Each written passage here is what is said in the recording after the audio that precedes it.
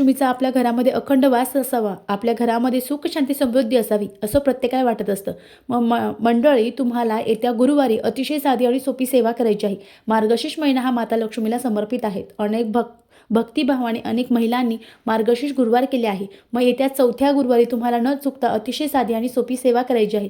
या दिवशी तुम्हाला न चुकता माता लक्ष्मीला अभिषेक करायचा आहे. अभिषेक कसा करायचा, तर माता लक्ष्मीला तामणात ठेवायचा आहे.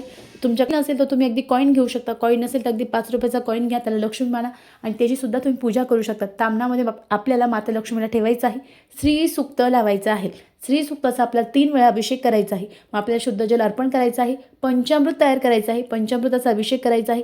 परत शुद्ध जल अर्पण करायचं आहे. थोडंसं आपल्याला चंदनाचं पाणी तयार करायचं आहे. त्याने आपल्या माता लक्ष्मीला जे पाणी आहे ते अर्पण करायचं आहे. आणि त्यानंतर परत कुंकू आहे ते पाण्यात टाकायचं आहे. त्याचं पाणी तयार करायचं आहे. ते आपल्याला माता लक्ष्मीला अर्पण करायचं आहे. यासोबत आपल्याला केवळाचं अत्तर असेल तर केवळाचं अत्तर थोडंसं पाण्यात टाकून त्याचा अभिषेक करायचा आहे.